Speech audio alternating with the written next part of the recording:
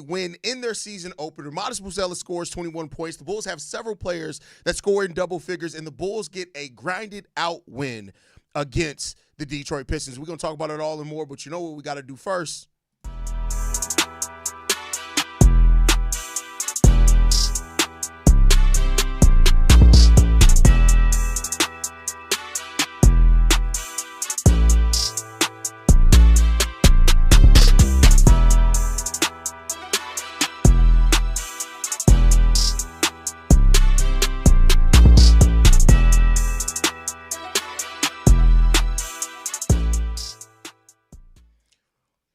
What's going on, Bulls fans? Welcome to another episode of Chicago Bulls Central, your number one spot for everything Chicago Bulls related. I'm the host there, Hayes, but more importantly, you guys can follow the channel at Bulls Central Pod on every social media platform we happen to be on. With that said, let's go ahead and get into this content today, y'all, and listen here. The Chicago Bulls get a dub against the Detroit Pistons. This was a game where the Bulls are up by 20-plus points at time. It comes down to the wire. Unfortunately, they're not able to hold on to that win, but they get a big win in a major way against a team that most people have as one of the best teams in the Eastern Conference is what they have the Detroit Pistons in. The Bulls played them well throughout the entirety of the game. Now, I know there are going to be a lot of people that do look at this game for the Chicago Bulls and do say things like, well, they weren't able to hold on to the lead. How good are they? Those type of things, and those questions are going to pop up. And I admit that they're legitimate to a certain extent, right? But when you look at this game for the Chicago Bulls, and I want to point out some things here with the Bulls specifically, they got to the free throw line 32 times in this game. The physicality was there, and it was evident early by this team. 32. The Bulls took 33 pointers in this game. They shot 36% from three. This was not the same Bulls team that was running down on fast breaks and settling for bad three-point shots. They were attacking the paint. They were trying to get to the teeth of the defense. We shot the ball 44% as a team, 36% from three, 81% from the free throw line as well. We out-rebounded the Detroit Pistons by 4 in this game, which they really killed us in the rebounds in the second half of this game, but the Bulls were able to still hold it out. And just to talk about the shot distribution for the Bulls, right? I want to get into that bag a little bit for this Bulls team because we know that this was a team that wanted to be more physical and attacked. When you break it down, over almost 70% of the Bulls' offense came from either mid-range, the paint, or the restricted area. Now, we didn't take a whole lot of mid-range shots. We only 7% of our shots came in the mid-range. So the most of it came from in the paint and the restricted area. And, you know, a little over 33% of our shots came from the three, above the break threes and corner threes. The Bulls showed a lot more intention about getting to the free throw line, and that was really good. 115 to 111 is what they won this game at. And when you look at this game, the Bulls had 6 players to score in double figures, 6 of them. Modest Buzelis was the second leading scorer. He went 7 of 12 from the field, 7 of 7 from the free throw line, 6 rebounds, 1 assist, 3 blocks for Modest Buzelis in this game as well. Nikola Vucevic, despite having one of the worst preseason stretches of any player in the NBA, he came into this game and Vooch played like him. 11 of 18 from the field, 4 of 6 from the three-point line, 28 points, 14 rebounds, 2 assists, 1 steal as well from Nikola Vucevic. We had 12 points from Tre Jones as well, who was in the starting lineup for Kobe White. He had 12 points, 8 rebounds, 3 steals in this game from Tre Jones, which was really good to see. 19 points, 11 assists, 5 rebounds, 1 block from Josh Giddey with 6 turnovers, though. So there you go on that one. 6 turnovers from Josh Giddey. He was 5 of 12 from the field, 1 of 2 from the three-point line, which is solid. And then we got 15 points off the bench from Kevin Huerter, who was 4 of 11 from the field. He got to the free throw line 6 times, and 14 points from Ayo Dosunmu as well in this game. He had 5 rebounds, 2 assists as well to add to that. Also, the Bulls played this game like they needed to play it. They locked in, and they gave a great first half. The second half, we got some things that we need to work on. We know that we're a team that didn't win a lot of games last season, and we're still young. You got to tighten that up. You're going to lose more games than you're going to win if you give that up. For example, the Bulls got outscored by 11 points in the fourth quarter of this game. The third quarter was even, 30 points for all teams. They got really killed in that fourth quarter of the game. 11-point deficit. The Bulls got to tighten that up. That's inexcusable. I just want to be clear on that. It's inexcusable to give up such a large margin in that fourth quarter when you've been playing with the lead. But for what it's worth, the Pistons were a playoff team last year. They were a team that has been together, most of their core. So I'll give it a little bit of leniency in that place, but it's just unacceptable to give it up when you were playing so solidly for the majority of that game. And the Bulls got to just look to tighten that up. And the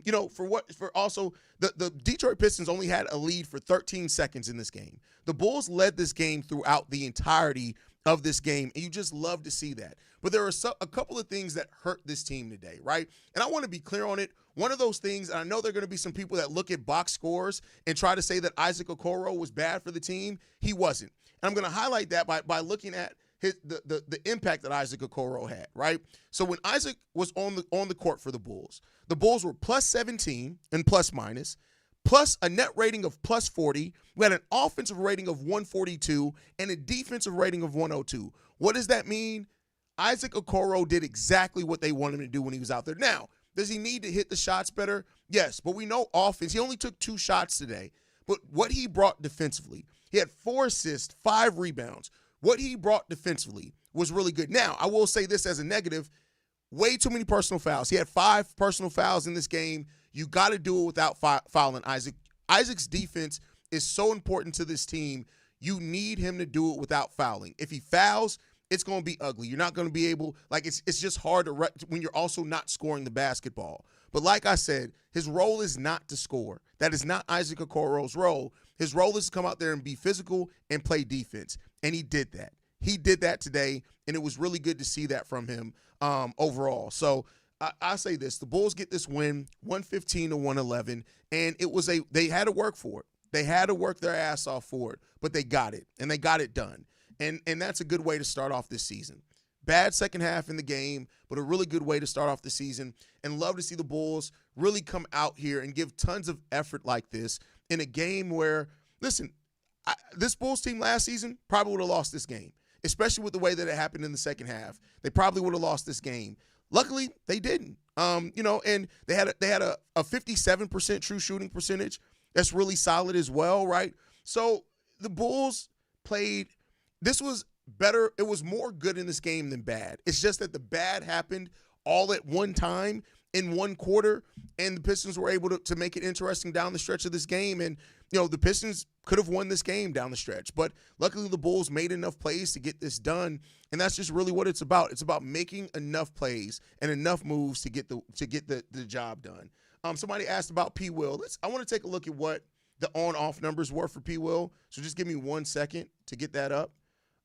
So we were +1 and plus-minus with P. Will. We had a negative net rating of 2.6, an offensive rating of 97, which isn't good. Offensive rating, you want the number to be higher. Defensive rating, you want the number to be lower. We had a defensive rating of 100, which is really good. P. Will, I would say there were a couple of moments where P. Will was a little bit more passive, but I'll say this. He got physical when we needed to get it. I think he gave some really good defensive possessions for the Bulls. He only took 2 shots today. So, I'm not going to judge the offense based off 2 shots. 4 points, 4 rebounds, 1 steal, 2 blocks from P. Will. Pretty solid game for your 8th guy off the bench. He was the 8th player to get off the bench for the Bulls. And I'd say pretty solid game by doing so. And I got to give credit as well for Billy Donovan. If people didn't watch this game, one of the things that Billy Donovan did, especially early on in this game, is he played players in short stretches, right? So you saw 3 4-minute stretches for everybody. Nobody really played long stretches in this game, and that did help the Bulls be more fresh in the second half. Now, we had some mental lapses, so we weren't really able to take advantage of that in the way that I would have wanted us to as far as in the second half of the game with the fresh legs that we did have. But I think the Bulls did a really good job. Billy Donovan did a really good job at managing the rotations. We only had, 3 players to play at least 30 minutes. We had 7 players to play at least 20 minutes. So I think with the pace that the Bulls play, if you're able to keep those minutes down, that's going to help with that a lot, right? So that's what we saw from the team in this game, man. And the Bulls need to take this one, look at what they did good in this game, find a way to do that consistently, and then also take a look at what didn't work in this game for you and find a way to get that together, right? So it's all about the ebbs and flows. That's what it's about. It's about the ebbs and flows. And I think that the Bulls, they found it more than they didn't, if that made sense. Still some things that were definitely concerning. And I'm not going to act like there weren't. There were some things that were definitely concerning about this game for the Chicago Bulls. But I think that they will get it together, man. There was a lot of signs of some stuff that can start working for this team. And I like seeing that. Like coming into this game, I did not expect the Chicago Bulls to be able to play the way that they did in this game. Without Kobe, without Zach Collins, the physicality that they talked about in the offseason was very evident in this game. It was very evident. There was no doubt about it that they played more physical. They got after it more defensively in this game than what we saw at times last year. And we just got to keep tighten things up. Like I said, take from what you did well in this game, learn from it, and then go back to it. Logan says, how did the second half go? Wasn't able to watch it. So the third quarter was back and forth. Both teams scored 30 points in the third quarter. The fourth quarter is where the Bulls started pressing. We got a lot of foul calls. Some of those were ticky-tacky. We put them on the free throw line a lot. They outscored us by 11 in the fourth quarter. So that's how that one went. It was unfortunate, but I don't know if that's going to happen too many times. Hayes says, next game, Billy Donovan needs to play Patrick Williams a lot more minutes, especially going up against Pablo. He could. And that could be why the Bulls kind of managed the minutes the way that they did today, Shay. Good call out. Giovanni says, y'all, where can I find the Angry P. Will clip? I don't think that I posted it. I don't know if it's anywhere yet. Rob says, it do look like he's shooting mid-range at the three-point line. I don't know what you're talking about there. I think Colin is better than Jalen, unfortunately. I felt like in this game, Jalen was in his head, but I don't know. I keep telling y'all, Jalen Smith is marginally good at times. The thing with Jalen is that he's been known as a shooting big for so long that I would just want to see him stay in the paint. But he made some very big mistakes today, did Jalen Smith, both in foul calls and in missing passes and things like that. This was not the best showing for Jalen Smith. But we've seen him play better, right? So one game in, I'm not going to doom him or anything, but it is definitely concerning to see this type of game from Jalen when we need him to be the backup point guard. We need him to be that. Dalen Terry comes out there looking like a skinny child, talking about he's an enforcer. Give me a break. I don't know what you're talking about. Dalen Terry played some really solid defensive minutes. He guarded Isaiah Stewart on some. Like, Dalen Terry is tough. I don't know if you actually watched every possession, but if you go back and watch the game just for Dalen Terry's possessions, Dalen is a very tough player, and he doesn't back down from anyone. Now, toughness doesn't make you a good basketball player, though, but toughness isn't a problem for Dalen Terry. Was actually pretty satisfied with how P. Will played in this game. I mean, yeah, for what the role is, right? For the people that still look at P. Will and they're like, fourth overall pick, $18 million. Yeah, I don't think he played at that level, but I think when you look at what his actual role is on this team, he was the 8th guy checking into the game. I think he gave you some pretty solid minutes. Not great minutes, but I think he gave you some pretty solid minutes. Holding on to the win by 4 will be more beneficial to this team than blowing them out by 23. Hey, I mean, it does teach them that they have to lock in to win. So I get where you're coming from there. Io didn't have his typical at-the-rim crazy efficiency, but overall he did solid. Yeah, I mean, Io had a pretty solid game. He did take, some threes that were I won't say that they weren't in rhythm. That's going to happen sometimes for Io, but I think Io did better than bad tonight is what I'll say. But Io can be better than what he was. He can shoot more efficiently, those type of things. And I think he will be that. He shot 42% from the field today, 6 of 14. We know he can be better. He just needs to attack the rim. But I will say, with Jalen Duren and Isaiah Stewart out there, maybe that was part of their game plan to try to not get them that, but we'll see. Billy rotation or lack thereof during that run was alarming. I agree with you. Billy overall coached a really good game. During the Pistons run, yeah, I agree with you, bro. He didn't do a really good job at it in that. And let's look. I want to look at that run. Give me 1 second. Let's look at that fourth quarter run. So the Pistons went on a plus 15 run. So they scored 30 points while we scored 15 on that run. And who was in there? Let's look at the lineups over that run. Detroit. So the lineup over that run was Cunningham, Isaiah Stewart, Ron Holland, Asura Thompson, Jalen Duren. And Kay Cunningham scored 11 points. Isaiah scored 5. Ron Holland scored 5. And the Bulls lineup during that run was Josh Giddey, Nikola Vucevic, Isaac Okoro, Buzelis, and Trey Jones. So I would say, to me, you probably needed to make a couple of subs in that one. I would have put Io in in that stretch just for a little bit of more added defensive ability. But, hey, what do I know? Bulls seem like a playoff team from first quarter to third quarter, but they got panicked in the fourth quarter. They're still young, and experience will come through this. It's a long season, though. Absolutely. Completely agree with you. Billy made a mistake rotating Terry in at a critical point. I can see where you're coming from on that one. Holland tonight is what I'm hoping Terry will eventually become. Ooh, I don't know about that one. The starting five until Kobe comes back should be Giddey, Isaac, Modest, P. Will. No, it shouldn't. I'm sorry. No, it shouldn't. We were too good with Trey out there. Too good with Io out there. No, that's not a good lineup at all. So I disagree personally. I think that we found our lineup because what it does, and you keep in mind, having Trey out there with Josh Giddey, because what the Pistons were trying to do early is that they were trying to use Asur Thompson on Josh Giddey, right? So that way it could disrupt your offense and Giddey can't get into his playmaking bag. Having Trey Jones out there allowed you another facilitator and playmaker out there with Josh Giddey. So even when the Detroit Pistons defense tried to keep the ball out of Josh Giddey's hands, you had another point guard. Now that did put more. That's why partially you saw Vooch have such a good start to the game, is because when you do that and you have two ball handlers, and while Trey Jones can score, he's not a scorer. It puts more pressure on Modest and Vooch to score, which they did a lot of, because Okoro's not going to score either, right? So I just think you have to look at it that way. It helps Josh Giddey get downhill as well when he's not the ball handler. So I don't like the lineup that you put out. I'm not saying that we can't play that lineup. I'm just saying I don't like it as the starting lineup for the Bulls, if that makes any sense.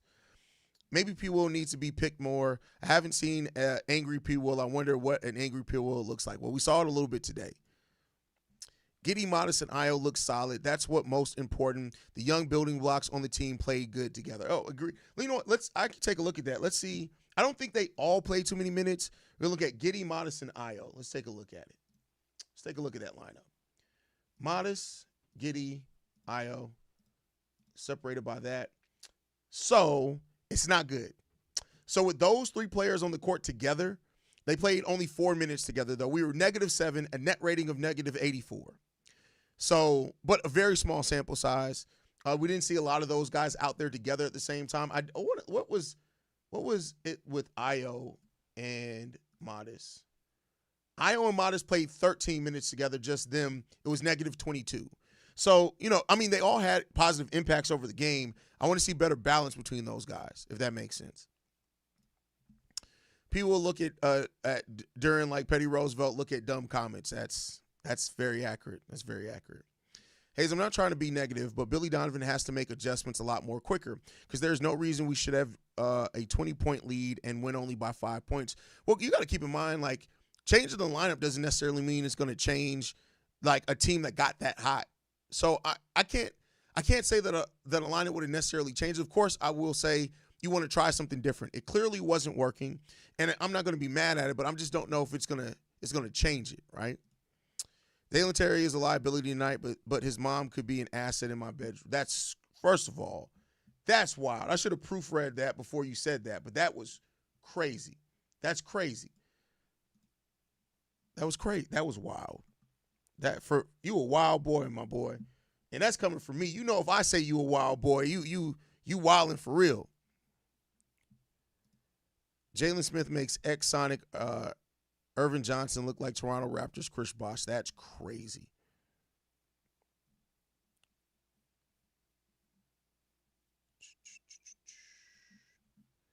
Modest put up no threes and got 21 points. That's wild.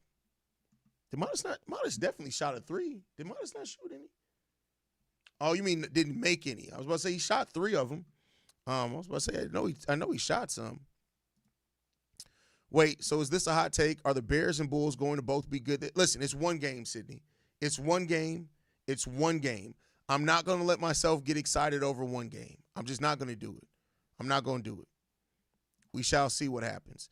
Pistons were straight up hacking at times. This team went to war tonight. Oh, you could tell that the Pistons did not expect the Bulls to have the physicality that they did. I think you can adamantly tell that. And the Bulls came out with physicality right away. Right away. Hayes, how do you like the 2-point guard starting? Got Josh, Giddey, and Trey Jones. Well, I kind of just explained that in my last little rant, so hopefully that answered that question for you, brother. Didn't know Okoro was +7. Listen, I'm telling y'all, like, I get it. I understand that for most fans, they're going to look at the box score and they're going to try to gauge value based off that. Isaac Okoro is not a box score player. You have to go and look at the advanced analytics to really see where Okoro impacted this game. And he basically, the way that I word it is that Okoro did exactly what he needed to do. What his role is for this team, he did exactly what he needed to do. And keep in mind, he played 22 minutes. Ayo Dosunmu and Kevin Huerter played more minutes than Isaac Okoro. He's in there to do his role. He's a specialist, and he did his role. Hayes, I know the Bulls want to play up-tempo, but didn't you think going to Vooch in the paint early would be a better strategy in the long run? You can go in the paint and still be up-tempo. It's just how you go in the paint, right? Like when the Bulls, like Vooch was the leading scorer today. Did we ever feel like the Bulls weren't playing at the pace that they needed to play with? So, I look at it and I say, I think it's going to be fine. I think the varying styles that you get into are going to be fine. Vooch has adapted pretty well to an up-tempo offense. I hear you. Only reason I feel P. Will at the 4, so Modest won't have to bang with the 4s and have to get rebounds. No, you want Modest to do that. Because P. Will definitely can't bang with the 4s and get rebounds. That's been one of the knocks on P. Will. Despite being bigger, he doesn't bang and get rebounds. I want Modest to take on every challenge. Now, is Modest maybe eventually going to be a 3 if Noah Essengate works out? Yeah, maybe. I think he has all the skills to do that. But at this point in time, I want Modest to go through those trials because he rebounded pretty well today. 6 rebounds today. So, when you have Vooch getting 14 rebounds, Josh Giddey getting 5 rebounds, Isaac Okoro getting 5, there's only going to be so many rebounds out there to get. The rebound percentage won't be there until after the game, but I'll take a look at that on tomorrow's daily. Great defense, great game from Vooch and Modest. Vooch surprised me. I'm kind of thinking Vooch played terrible in the preseason on purpose. I always said that there was a chance that he just didn't care about preseason. Now, I was worried coming into this game if we were going to get regular season Nikola Vucevic, so I'm not going to act like I just came into this game like, oh, my God, Vooch is going to get right back to being Vooch. But I think when you see veterans kind of take off preseason a little bit, it kind of makes some sense.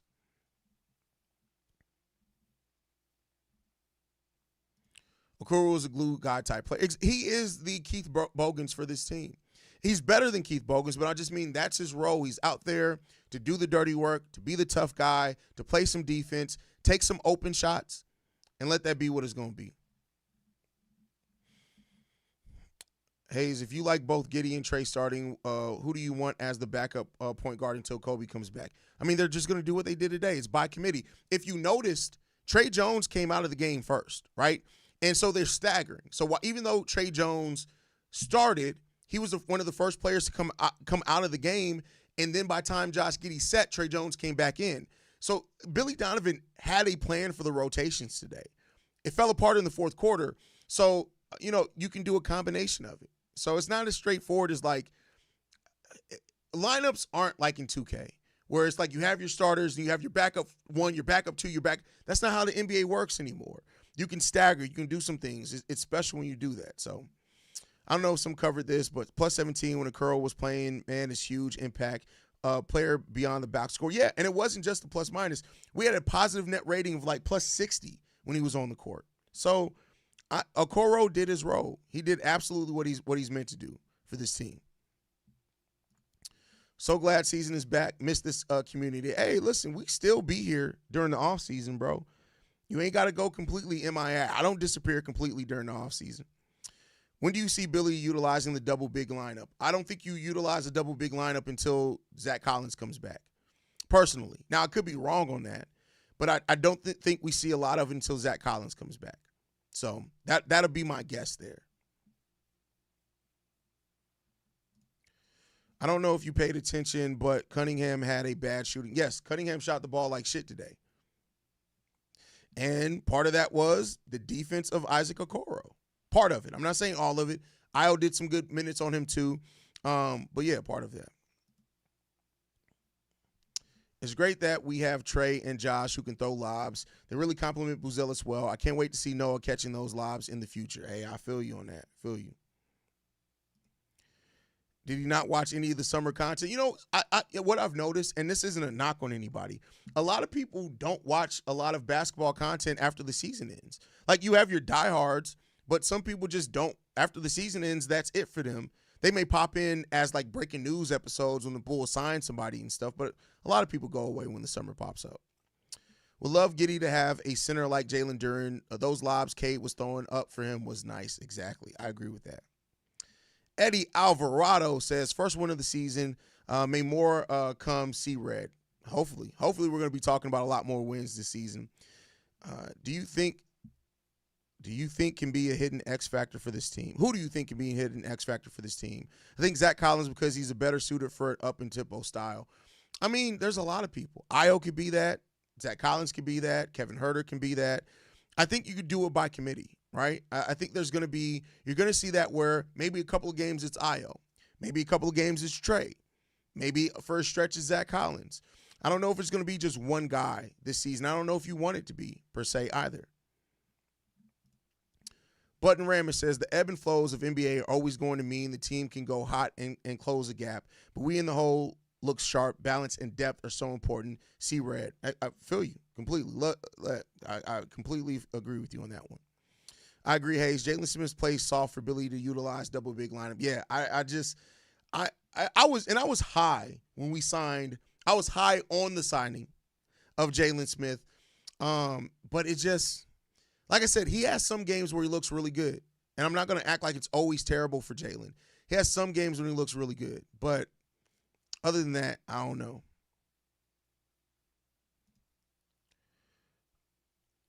I live and breathe Bulls 365 days a year. I watch all the content. Appreciate that. Hey, you never answered my question. Who do you think is the Bulls MVP this year?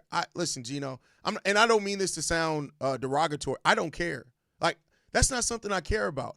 I care about this team getting wins. I care about players stepping up when it's needed the most. I don't care who's the MVP. I care about if this team is playing together as a team and we're getting wins in doing so. Let the team be the MVP. Let the wins that we get be the MVP. I don't care about all that other stuff, man. What's up, Brody? Exciting game. Glad to see us pull out a win without Kobe and Zach. Big. Glad we were able to as well, brother. They almost sold, and I was about to crash out. Bro, I can't even blame you. If the Bulls would have lost this game, I don't know how this live stream would have went. I really don't know, only because, and that's not to say that the Bulls still didn't play tough. It's not to say anything like that, but I would have been extremely frustrated had the Bulls lost this game. Really, really frustrated. Hey, so how much were you wishing Javonte Green was still on this team when you saw him? Listen, I wish Javonte Green the best. Make no mistake about it, but I wasn't sitting there like, oh my God, I wish he was. We got players that we're trying to develop. Javonte's great, and as a role player and an energy guy, he's probably going to have a job in this league for a long time. But you know, it is what it is when it comes down to that. So, but all right, y'all, I got to get ready to wrap it up. I got to go do Locked On Bulls coming up next, man. I want to thank you guys, bro. Like, this was a great, fun game. We were live for the entirety of the game. We're going to be live again, right? We're that's what we do here. You guys are the best, and I don't say that lightly. You guys literally are the best. And just having this chat, having this community, and like I said, I'm really big this year on focusing it more on y'all, right? And focusing on what we're trying to build as a community. That's really where I'm at with this. That's what I'm focused at with this. And I want Chicago Bulls Central to be, like I say, the number one spot for everything Chicago Bulls. I want everybody to come here to feel welcomed. As long as you don't act crazy, I ain't going to give you no work, right? But if you come in here tripping, Petty Roosevelt will come out. But other than that, man, I think we're going to have a great season. I think we're going to have a fun season. Nobody covers the Bulls like we do. And hopefully you guys enjoy the content and rock out with us, man. So thank you guys for tuning in. Leave your thoughts. I'm going to tell you guys how to leave voicemails in because we're going to dive into the mailbag. The Bulls don't play again till Saturday, I believe. So stay in tune with us on that one. But you guys are amazing. You guys are the best. You guys can follow us at Bulls Central Pod. You can send us any feedback, questions, comments, concerns. bullscentralpod@gmail.com. Lastly, if you want to leave a text message and or voicemail for the mailbag, the number to do so, 773-270-2799. We are the number one spot for everything Chicago Bulls related, but that is thanks to you, lovely and beautiful people. And like I like to end every episode on, go Bulls. Love you guys. See red if you can, y'all. Peace. This has been a presentation of the Break Media.